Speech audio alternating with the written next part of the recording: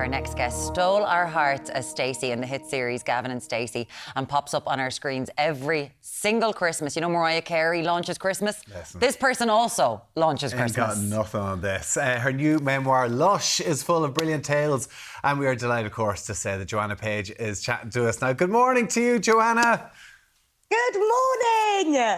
Listen, it's so good to have you with us here. Your new book, Lush, from Swansea to Stacey. I've been working on Welsh wife, you know, so I know all about it.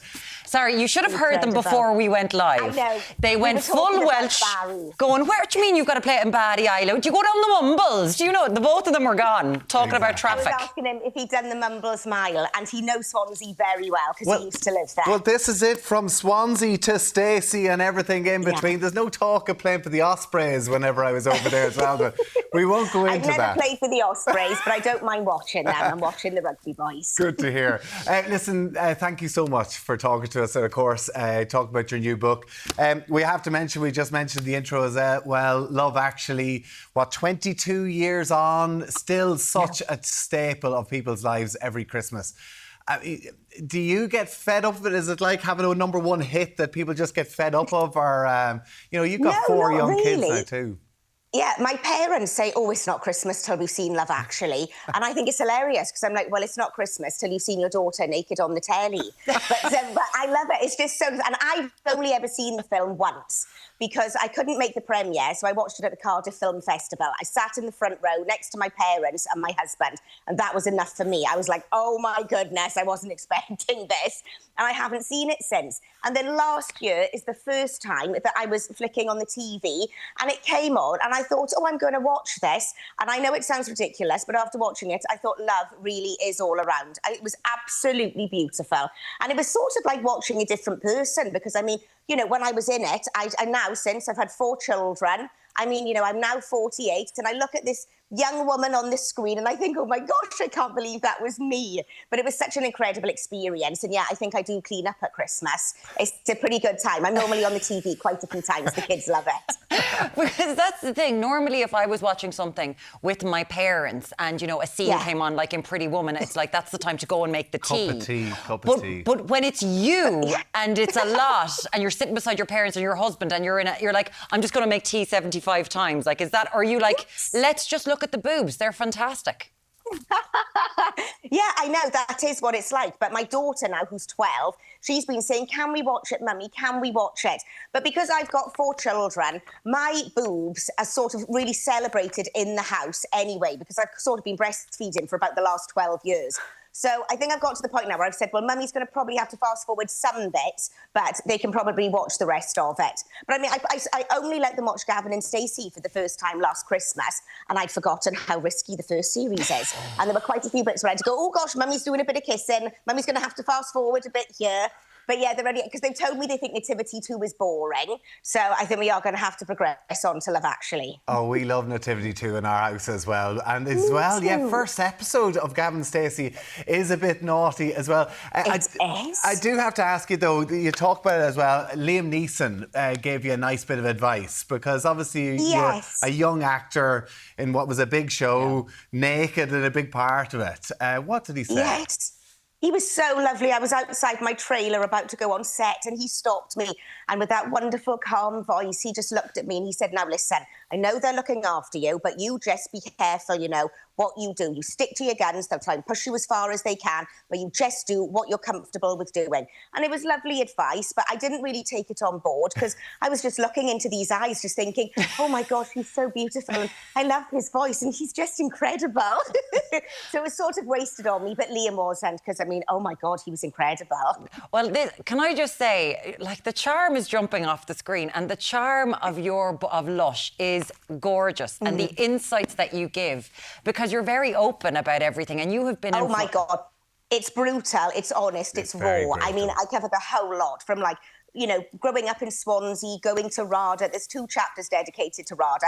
The first one is called Breathe Through Your Anus, which is what I wanted to call the book. But they said, apparently, they won't really want to sell it in the supermarket with the word anus on the front cover. So in the end, we plumbed for Lush instead.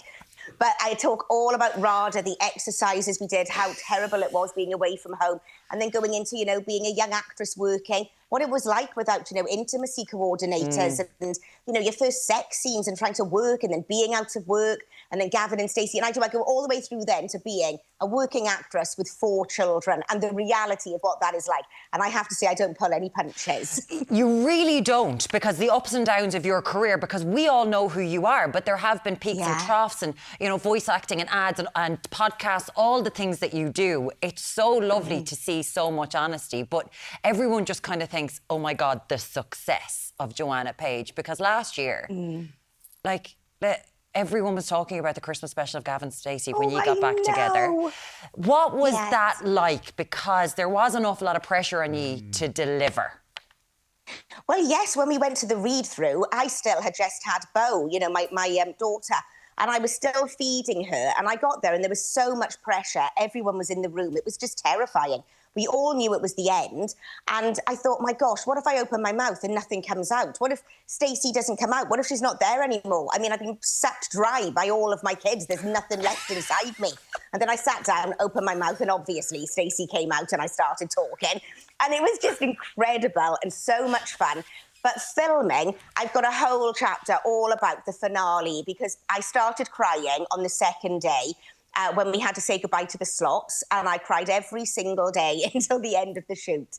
But it was mixed with such hilarity and fun and joy. And, oh my gosh, all the stuff that we did and the dances and everything, it was brilliant. And then until the very last day when we got to the pub and we walked into the pub and we knew that, there was going to be a point at the end of the day when it was all going to be over. And we were all getting on with it and we were singing the karaoke. And it was only when Alison and Larry got up to sing Leaving on a Jet Plane for the karaoke. And we knew that we wouldn't be able to hear what they were singing because, our theme tune was being played all the way through it. But they weren't even very good. They were a bit rubbish at singing it and they didn't know the words. But it was so emotional and so beautiful. And I remember Rob Brydon turning around to look at all of us in the middle of a take and he started sobbing. He just started crying and saying, it's so sad. This is just so sad. And it was utterly heartbreaking. And then I remember Ruth and Jane stopping us just before me and Matt did our last lines. And Matt just sat there, he put his head in his hands and he started crying. And I just remember the tears just dropping onto the floor. I mean, honestly, we were just like a load of very dramatic and hysterical actors. And before my last lines, I had to go to the toilet, really pull myself together and say, right, come on, sort yourself out. And amongst all of this, though, right, and we knew that our singing wouldn't be heard, when Uncle Bryn was getting up to do his karaoke, we all heard this noise and we were thinking, what's that? What's that? And we pulled a curtain back and Rob Brydon was in there with headphones in doing a full vocal warm-up for his karaoke. We were just like, oh my gosh, even now, on the last day towards the end, he's still wanting his singing to sound really good.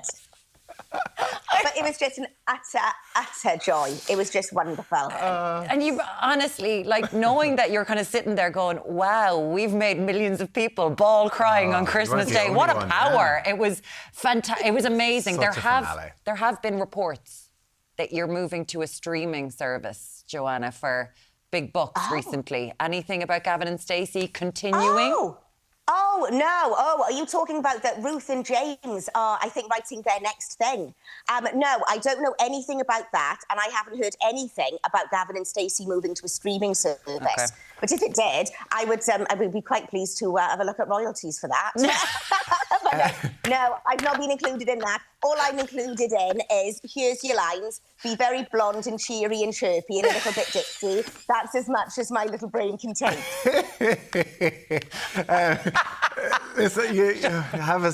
There's another great story in this as well. And you spoke, and we have to bring it up, breathing through your arse again was what you wanted to call the book in RADA. Yes. But you also had to do something with Johnny Depp at one stage, and you did breathe through your arse. Tell us a bit about what happened. Well, I could barely breathe with him. I was in a film called From Hell about Jack the Ripper with Johnny Depp. And we were filming out in Prague, and I've never really been fussed about Johnny Depp. I just thought, he's all right, and his films are okay, but I've never fancied him. Then I met him on set, and I have to say he was the most beautiful creature, couldn't even call him human, that I've ever seen in my entire life. His bone structure, he was just beautiful.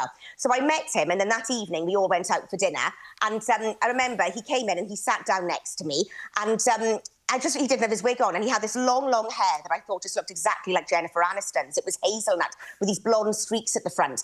And I turned to talk to him, and I just couldn't speak. I was talking gibberish about where they were going to put a mole on my face. And then I thought, no, I'm sorry, this is just too much for me. I can't look at you, and I cannot speak to you. Just leave me alone. So I turned my back on him. But then at the end of the evening, it was just me, another actress, Leslie Sharp, and Johnny and his security fella left. So he said, can I, drop you off at the hotel? So we were like, yes, of course, it's okay. So we got to the hotel. Then he got out of the car, walked round, and he very slowly put his arms around my waist and kissed me very gently on that side of the lips and then on that side of the lips.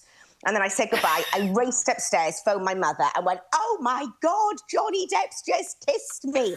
The next day, I went in to carry on filming, and it was just me and Johnny in a cell. I'd had a lobotomy, so I had a shaved head, scars all, over my head. And we were filming, and I was going for, letting myself go, and I farted. And it was mortifying. And I remember Johnny just going, oh, my God, someone's farted. Who's farted? And I mean, knowing what he's like, I should have just gone, oh, my God, yeah, it was me. I've had a lobotomy. I'm letting myself go. I'm so sorry. I didn't, though, right? I looked around really judgmentally, just going, oh, my gosh, yes, who's farted? I can't believe that somebody's done that in the middle of me working, and utterly mortified. I went, oh, my God, I literally went from one end to the other. I've only just put that together. Literally. Literally one end to the other. Oh my God! Normally I'm crying from tears and sadness on this show, not today with you, good. Joanna. What is? Honestly, can you just do stage shows every single day and let us come for the joy that you bring to people's lives? What's next? Oh, well, I would like to continue writing. I'd like to write children's stories, because having 4 children, my goodness, I've made up enough stories in my time. And I'd like to start writing some adult fiction. But also, I'm in the middle of filming this show for the BBC called Shift the Thrift. And it's all about, I basically feel like Challenge Annika, because people have got £100, we've got 60 minutes, and then we go to, an area, and then you go through and search all of the charity shops, get as many items as you can that you think you can make a profit on. Then you get one big item that you can upcycle, so like a dressing table, or you might find a quilt you want to turn into a coat. And then we go to auction, and then we sell them, and whoever makes the most profit, that goes to their charity. And basically having a whale of a time searching through charity shops. Bought a massive, huge, big blue-ticked bird the other day, like this big ornament. And so every episode, I seem to be coming home with something else. And my husband's just thinking, oh, my goodness, please don't come home with any more. But yeah, that's what I'm filming at the moment. Well, if you're a part of it, no doubt it's going to be a massive success and have everybody just loving every minute of it. Listen, your new book, brilliant, Lush, is out at the minute. That's just a small snippet of some of the great stories in it. Joanna Page, thank you so much for chatting to us this morning. Oh, thank you. It's been a pleasure. Thanks so much, Joanna. And anyone thinking of going into the acting industry, this is amazing. No holds barred, really tells you everything about what it's like. It's fantastic.